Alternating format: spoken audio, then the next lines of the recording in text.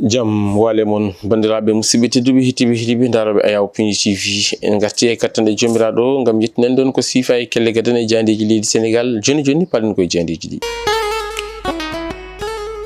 Alarba capantati lewru juillet hitande ujunnaje 2025 ko siifa e kelle gadan e jandeji leydi Sénégal eɗen puɗɗoro e jayde Walf Quotidien no jirɗon no ɓe mbaɗiri e gardiji natal mabɓe ɓe mbaɗi toon ko les 7 charges wonɓe toon to conseil constitutionnel ɓe kollitti noon wonde kay caggal nde ɗinɗon laabi ɗiɗi ko lande Pastef ine salane hono ɗen ɗon eɓɓoje ɗe ganduɗa kay waɗino ɗum ɓe kollitti noon wonde kay oɗo saaha joni lande Pastef waɗi déclaré la guerre wonande kay ɓe ganduɗa kañumen goni les 7 charges ɗum ine tawe e nder jayde nde ganduɗa kay ko kañum woni jayde wiyetede jayde Walf Quotidien jayde quotidien le quotidien kañum arti ko e ko yuwiti alhaali mo ganduɗa kañum woni eɓɓode ganduɗa kay ko ngam yuɓɓitinde ko yuwiti e ko ganduɗa kañum woni faggudu leydi ndi ɓe mbi ko caggal omo ganduɗa kañum woni Sakho kam e Loum Diomaye kam e Sonko on natani ɗum ɗon noon ɓe mbi waɗino ɗo ete duuɓi e capanɗe tati e caggal ɓe kollitti noon wonde kay caggal nde ɗum wanno ɗum latanaki wonande kay omo ganduɗa kañum woni Abdou Diouf gonno ɗo ete hoorejo leydi Sénégal ɓe mbi ɗum ɗon jibinananimo sens ɗum noon jayde arti hen no hannirta niyete ko wona ɗum ko kamɓe musidɓe jeyandiyankoɓe ɓe ganduɗa kañumen goni quotidien le quotidien ɓe garti e ɗin ɗon seppoji ɗi ganduɗa kay mbaɗino toon to Susung ɓe kollitti noon e sappo e jiiɗiɗo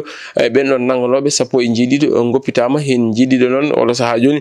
nanggama kañumen ndewira ko wiyete ko instruction ɗum ine tawe e nder jayde nde ganduɗa kay ko kañum woni jayde quotidien le quotidien jayde les échos kañum arti ko yewiti e alhaali cuuɗi dumbirɗi ɗo ete nder leydi ndi ɓe kollitti noon won dumbaɓe cuuɗi dumbirɗi ɗiyete ko hunde fakkitinde no feewi keewede mabɓe e nder ɗin ɗon cuuɗi dumbirɗi ko ɗum jeeyi sababu musidɓe men jeyandiyankoɓe garti hen no hannirta niyete ko wona ɗum ko ɓe garti e jagorɗo tambiɗo gueɗe e ñawoje kam e sariyaji leydi ndi hollitti noon wonde kay ma ɗin ɗon cuuɗi dumbirɗi pewnite no hannirta niyete ko ine tolni e 1.45 milliards yaltinama walla ene anni yaltinede ɗum ko ngam yuɓɓitinde ɗin ɗon cuuɗi dumbirɗi e nder duuɓi 5 paaɗi ɗum ine tawe e jayde nde ganduɗa kay ko kam woni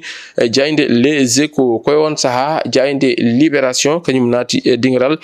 so tawi laamu ngu yiiɗi ko yuɓɓitinde ɗiɗon cuuɗi dumbirɗi ɓe kam jiiɗi ko dogde suudu dumbirdu ko ɗum jeeyi sababu on ɗon navire fantôme mo ganduɗa kay jeeya ko e groupe OMA caggal nde ɓe nanggano e nder maaje leydi Sénégal ɓe kollitti noon wonde kay oɗo saaha joni on ɗon groupe OMA yaltini ko ene tolni e milliard taw koppeje meɗen franc CFA ɗum ko ngam yimɓe muɗum mbasa yaade toon to suudu dumbirdu ɗum ine tawe e nder jayde nde ganduɗa kay ko kañum woni jayde wiyetede jayde libération jayde la tribune kañum arti ko e nden ɗon eɓɓore nde ganduɗa kay ko laamu ngu ene anni yuɓɓinde ɗum ɓe kollitti noon omo ganduɗa kañum woni Pape Malick Ndour gonnoɗo ete jagorɗo e laamu Macky Sall kanko Pape Malick Ndour noon o holliti kay wonande kay nden ɗon eɓɓore yuɓɓitinde ko yewiti e faggude leydi Sénégal ɓe kollitti e nder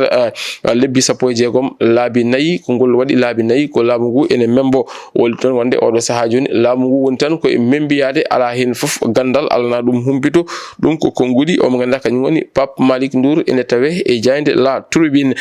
jayde le point kañum arti ko e ɗin ɗon cuuɗi dumbirɗi leydi Sénégal ɓe kollitti noon wonde kay e kewendi dumbaɓe ɓeete ɗum jeeyi sababu ɓe kollitti noon wonde so tawi kay laamu ngu woni fandare muɗum ko yidde hesɗitinde ɗin ɗon cuuɗi dumbirɗi ɓe kollitti noon ɗum noon wonata hunde weeɓore ɗum ine tawe e nder jay point acti kamɓe musidɓe men jeyandiyankoɓe ɓe garti hen ɓe kollitti noon wonde kay omo ganduɗa kañum woni jagorɗo kalfinaɗo sariyaji kam e ñawoje woni ministre de la justice kañum oɗo saaha kay yidde muɗum tan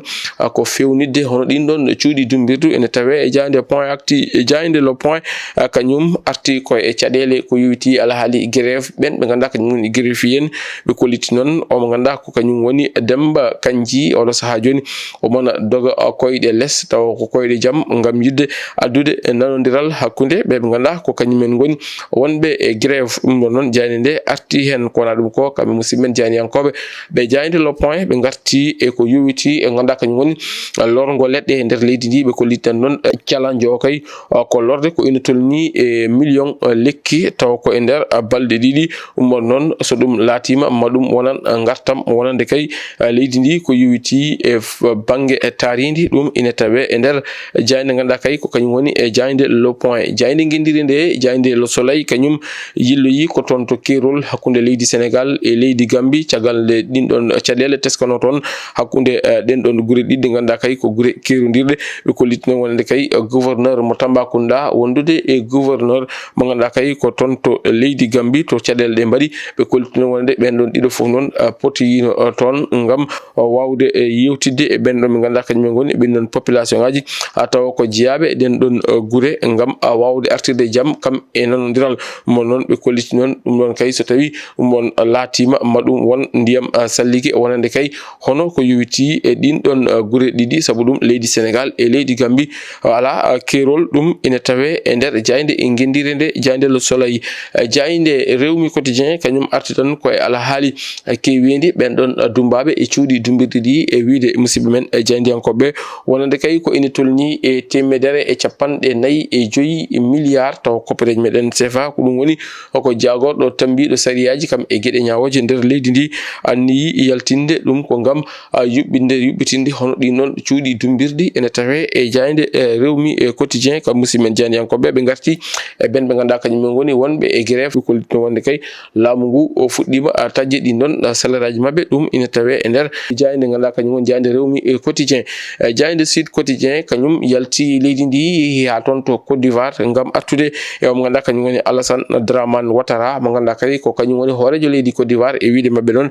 kanko Alassane Dramane Ouattara o wadi déclarer won tan o habri wonande kay mawje e sumgoji suudu sumgoji hono horejo leydi din non leydi woni Côte d'Ivoire dum non wonata lawol nayobi wol ko kanko Alassane Ouattara komo wada mandat de briguer on don 4e makko mandat dum ene tawe e jayde nde arti e mo ganda kanyum woni Babacar Ndiaye mo ganda kay ko kanyum woni horejo Teungueth FC cubado e dow gardindo ganda kanyum woni Ligue sénégalaise de football professionnel dum ene tawe e jayde ko yon saha jayde Rewmi Quotidien kanyum ne arti hen be kolitan kay ko Babacar Ndiaye ko kam tigi suba ngam wonde horejo Ligue sénégalaise de football professionnel dum ene tawe e jayde ko dum ko kam musimen jayde en ko be garti e Nicolas Jackson e wiide mabbe non ton to Premier League to Angleterre on don club bete don Newcastle o do saha joni ina anni yaltinde kopareje dum yide mabbe non ko wadde recruter on don mo ganda kanyum woni biddo leydi Sénégal laajo peto ton to Chelsea woni Nicolas Jackson. Bandirabe musibe tedubi hitibe hidibe ndarobe Ayawo Pindi TV ko dum woni ko min kemno on rubindo ndade ko sifa e kelle gadani jandeji leydi Sénégal to karalagal ngal wonan en ton ko Hawa Diagne o yesalinde ko musidɗo modon Djiby Dieng en jetti en jarni dendangal wottobe hakkilaji mumen e Ayawo Pindi TV ko non kadi en jarni ben be ganda ko wadobe commenter aimer kam e partager ko wido on tan njoke wade commenter aimer kam e partager adi meden e ko yuti e rubindi jandeji wonata ko jango subaka soko geno haji do en den min bion njoke rewindade kam e doftade programme uji Pindi TV ala jaramo jaram.